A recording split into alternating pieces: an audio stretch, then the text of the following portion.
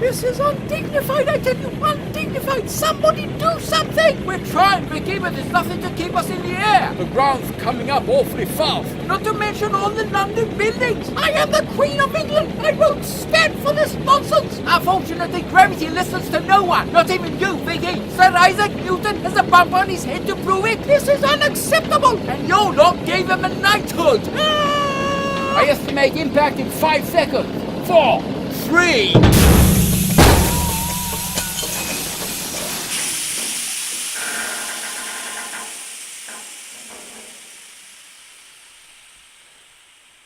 Really, Mr. Watkins, I must ask you to refrain from addressing me as Vicky. What do you think I am, a goldfish? I'm just used to calling people by their real names, that's all. Who cares what we call each other at this most moving moment? It is quite evident that we have survived. Do you not see? Right, we're no longer moving, and that's got to be due to... Blimey, you're right. We made it. We survived the impact. Goodness gracious, such marvellous news. Thank heaven. The Empire and myself remain intact. And most of the airship too, as far as I can tell. Where is the captain? Oh, Captain, what happened? Ooh, he's coming round. Are you all right, sir? Yes, thank you. I seem to be fine. Just a little... Oh, you'll feel that one in the morning, poor fellow. Indeed. Thank you.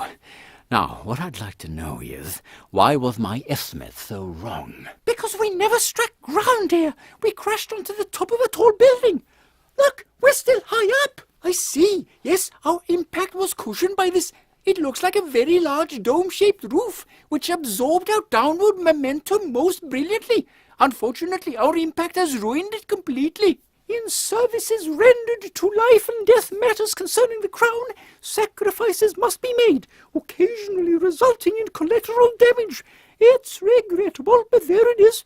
Now, what building is it, do you think? Your Majesty, it is, in point of fact, St. Paul's Cathedral.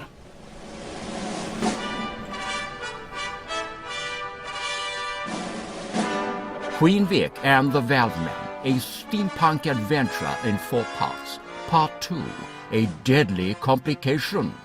Is it really St. Paul's Cathedral? My word!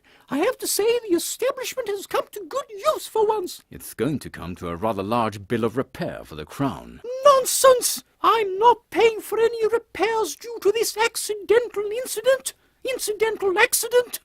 In fact, since you bring that up, I've a good mind to pop down into the cathedral right now and leave an explanatory note in the vestry for the Archbishop. I beg your pardon. What, now? Yes, now.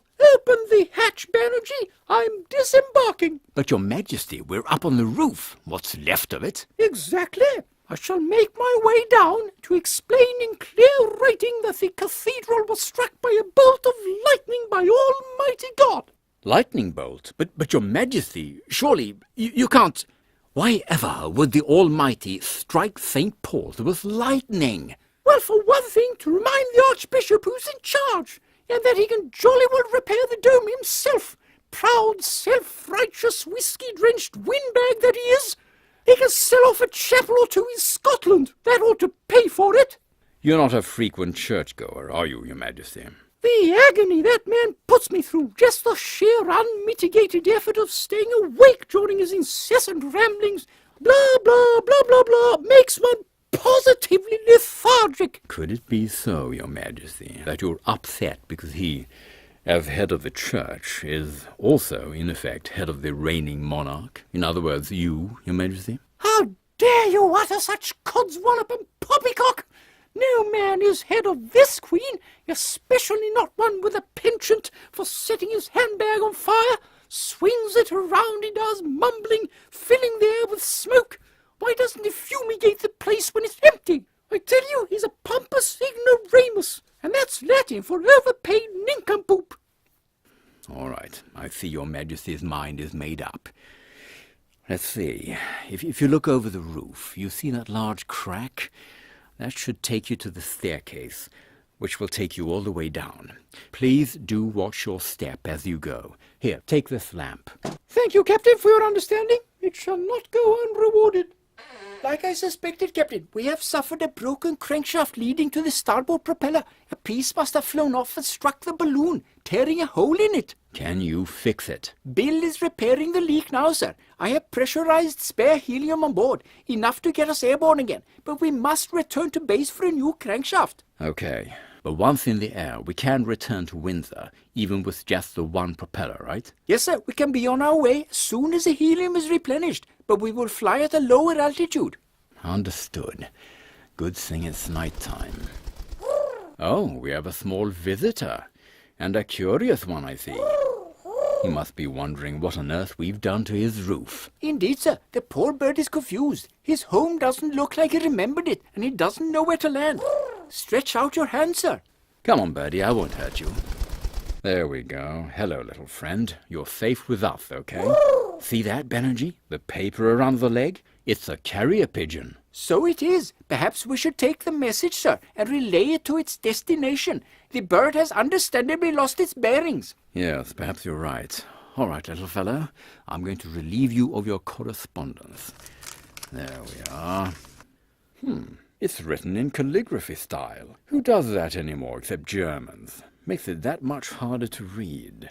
A traditionalist, quite obviously, who values the old. It does have a certain grace, I suppose. Look, it's undersigned by someone calling themselves the Baron. Has a definite ring of importance, sir, and sounds very suspiciously German. It is written in English, though. Let's see. Dear Mr. Smith, I am glad to hear that the final phase of the organ modifications are completed. At dawn on the 10th of this month, its true purpose shall be demonstrated, and England will be rescued. And that voluptuous specimen of womanhood, Queen Victoria herself, shall be mine. Sincerely, the Baron.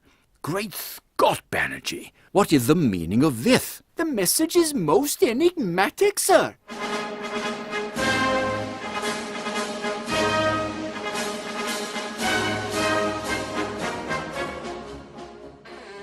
Heaven have mercy!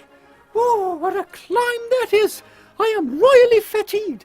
Such a never-ending multitude of steps. Who's the architect? I'll have his head. Goodness gracious me! Glad to see you are safely back, Your Majesty.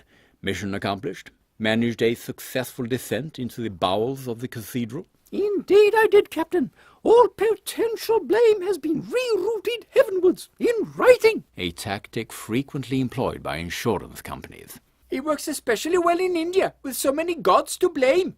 Right then, in Your Majesty's brief absence, we have made necessary repairs to allow us to... Look at what I found down in the vestry, Captain. A half-empty bottle of fine Scotch. The nerve of the man! I told you he was useless. Well, he appears to show good taste in at least one limited sphere. Not quite the one for which I pay him, wouldn't you say? Now tell me, how are we coming along up here? I was about to say, we are ready to attempt liftoff. Very good. Indeed. Temporary repairs are completed, and we are ready to return to base. You have permission to cast off. Ah, we have a little passenger. Just a stray carrier pigeon, Your Majesty. Nothing to worry about. Very well.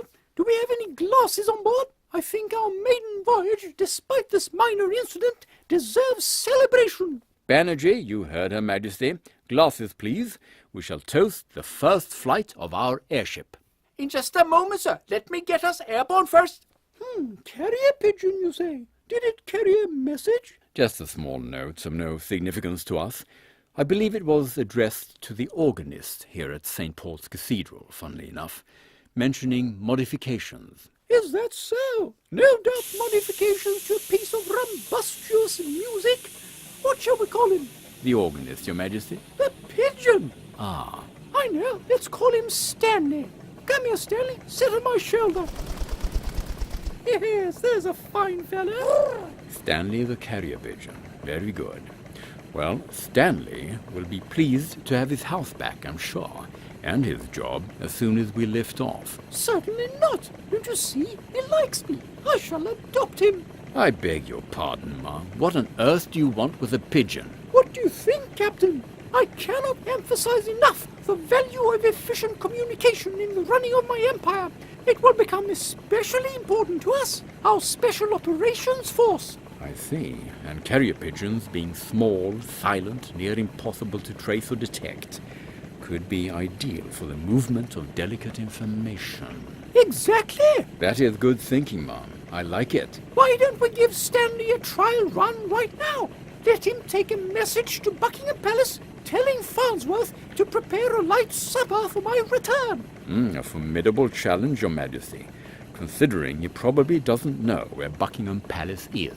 Of course he does. Everybody does. Even the London Sparrows know. Just ask the Royal Guards. Their dry cleaning bill is astronomical. Stand by for takeoff. Please hold on in case of jolts as we separate from the roof. Ah, here goes jolts. And a right royal swig. Ah, the Archbishop does have taste. Blast the man. We are free of the roof and rising to altitude. Stanley, listen to me. I am the Queen, and as of now, you work for me. Do you understand? Buckingham Palace is in... What direction is it? Due west-southwest, ma'am. Heading 250.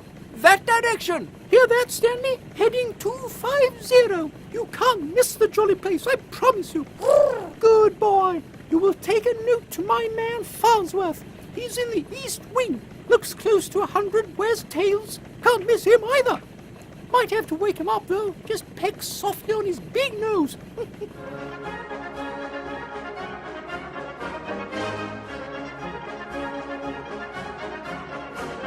Just feast your eyes on that. London at night. Beautiful. All those flickering gas lights on street corners. People strolling, laughter and lights in pub windows.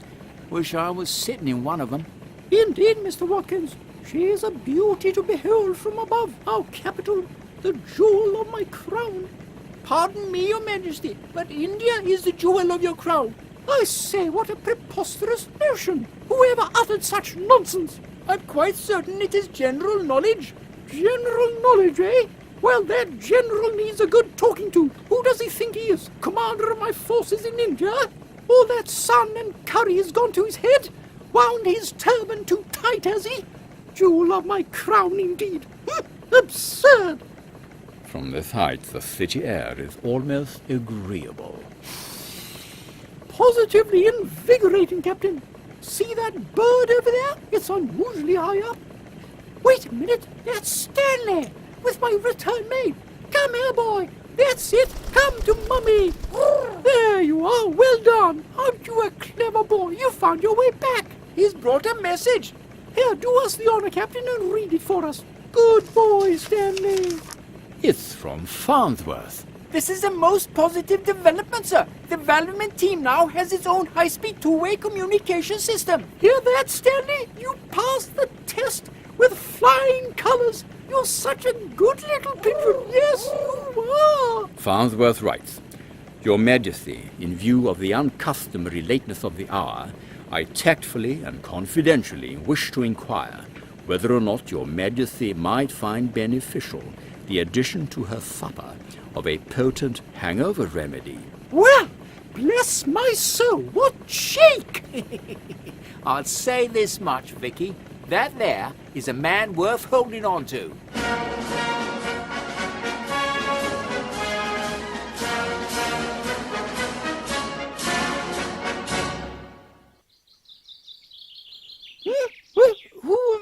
What's that noise? Oh, goodness, it's already light. Is that you, Farnsworth? Oh, Stanley, you're still here, and in my bedroom. I'll never get rid of you now, will I, you daft bird? All right, dear fellow, give me a minute. Barely opened my eyes, and already I'm surrounded by impatient males. Where's my nightcap? There it is. And my nightie's still on. That's a good sign. Right, a bit of colour on the imperial cheeks. There, fresh as a daisy, as the theory goes. Very well, Farnsworth, you may enter. Good morning, Your Majesty. How are we today? Sleep has met with established royal standard, I trust? I'll let you know when I have acquired sufficient data. What time is it? The hour of lunch is upon us, Your Majesty. Lunch? Goodness gracious, this is embarrassing. I've slept later than a heathen. Anything happened during my slumber? Is the Empire still intact? Quite intact, Your Majesty. England is at peace? No news from Scotland Yard about yesterday's attack on my waiting carriage? Alas, no news there, Your Majesty. However, I hear St. Paul's Cathedral was struck by lightning last night. Flattened the roof, according to the morning's reports. What? Lightning flattened the roof? Oh, St. Paul's, you say? How very singular. Did you hear lightning last night, Farnsworth? I think I might have. Now you mention it. Yes, I'm sure I did. Unusual form of lightning by all accounts. Not the customary sharp crack one might expect. It had more of a thudding quality to it. A thud, you say? Why, that is odd. Well, what is there to say? Atmospheric phenomena never ceases to amaze one. How tragic that it should claim an innocent life. Yes, indeed. What? I beg your pardon? Claim an innocent life? Someone died? Yes, ma'am, so the papers say. Someone died.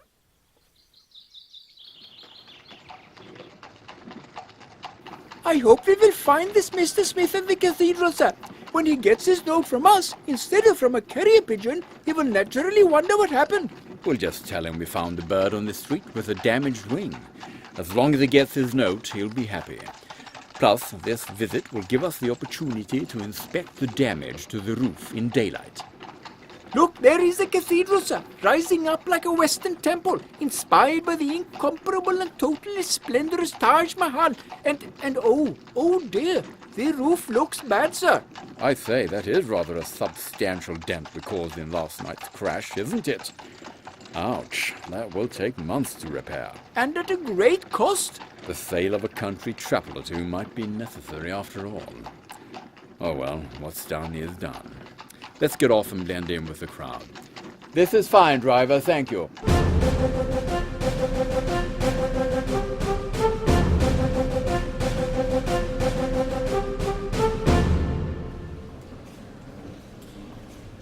Good Lord, what is going on here?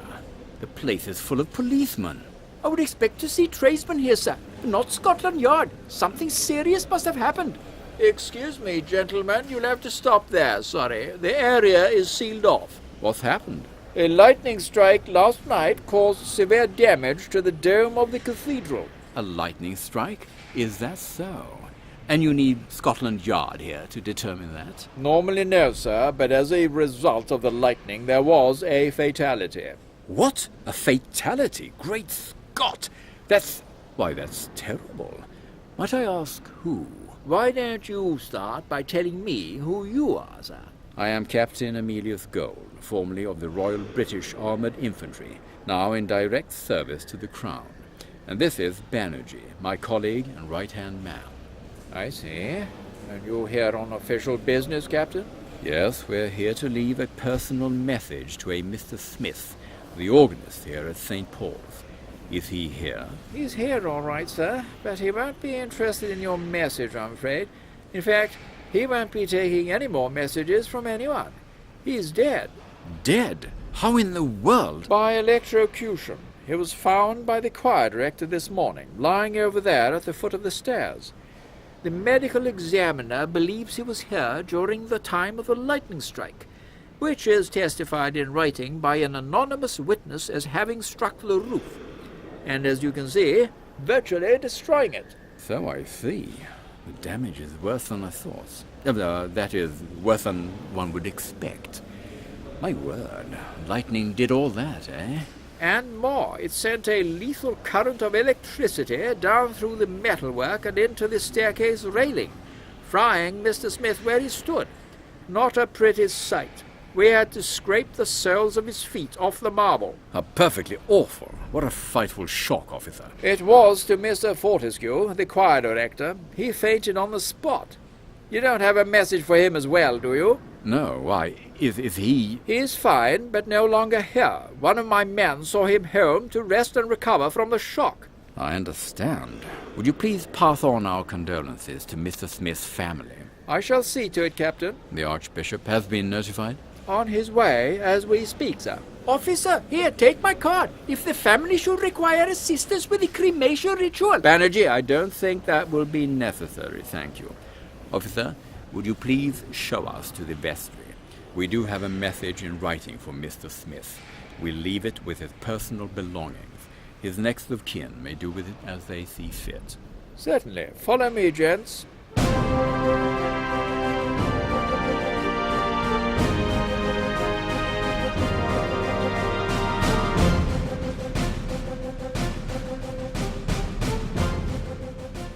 Oh, there you are, lads. I was wondering when you'd bother to show up. Hello, Bill. Yes, took a bit longer than we thought. Is Her Majesty here? Hasn't turned up yet, Captain. It'll be another few hours. Late nights are too much for the old girl. Takes it right out of her. Just as well under the circumstances. Get a better look at the state of the cathedral roof. Oh, you should have seen it, Bill. It is very badly damaged. I shouldn't wonder what with the airship smashing into it like that, full force. Did you see Mr. Smith at all? We did. What was left of him, that is. Eh? You what? The man's dead, Bill. Electrocuted. Last night. By lightning. Blimey. Hang on a minute. Did you say lightning? How's that possible? There was no lightning last night. That was just something Queen Vicky wrote to the bishop on that piece of paper. Quite so. Yes, the man was, without a doubt, electrocuted. He got a proper Indian funeral without asking for it. Thank you, Banerjee. I think Bill gets the picture. Either way, the whole thing's very suspicious, if you ask me. What, you're saying he was done away with on purpose? Murdered? I'll come to that. Look at this. We found more letters of correspondence in Mr. Smith's desk. The carrier pigeon's been busy, eh? Very. He's a mysterious character, the sender. That Baron geezer. Yes, and all those curious organ modifications. I tell you, Bill, I can't make heads or tails of it. The engineering is quite extraordinary. I never knew a church organ was so complex. But then all I know about music is from my childhood in the suburbs of Bombay, when my brother made a tabla drum out of a chamber pot, but my sister refused to dance to it. Yes.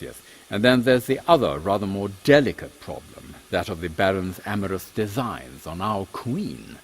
He plans to woo her to the tunes of an almighty church organ. Certainly shows a flair for the grand romantic gesture. Women always love a courting minstrel, although a church organ's a bit of a tricky instrument to carry around. Getting it close to the Buckingham Palace balcony would present an almighty logistical challenge. Where's this chappie from, anyway?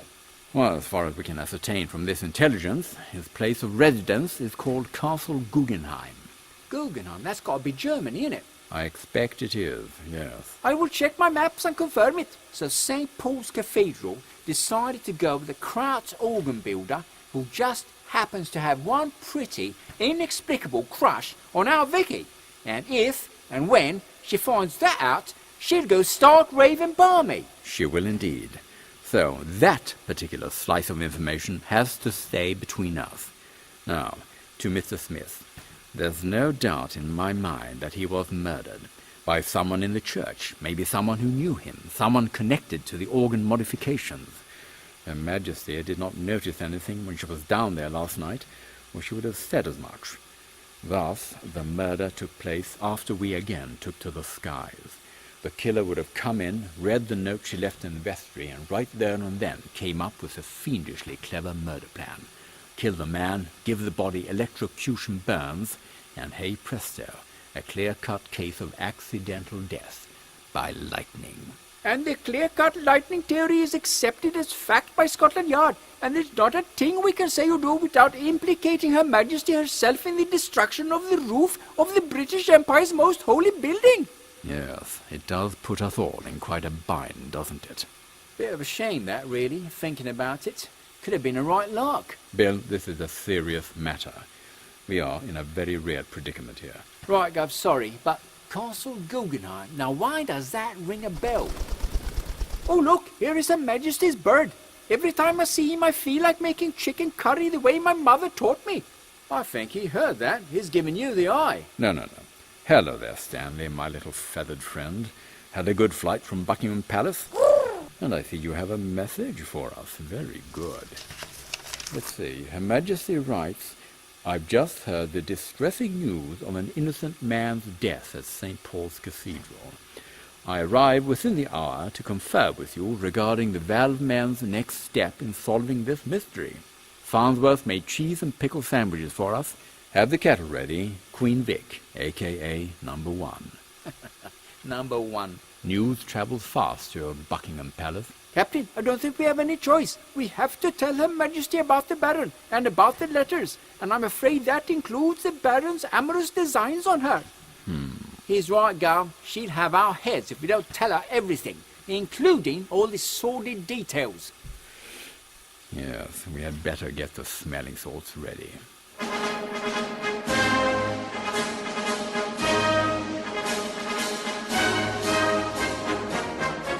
Queen Vic and the Valvemen is written and performed by Jerry Hinchelwood and is a Hisnande Historier.se production.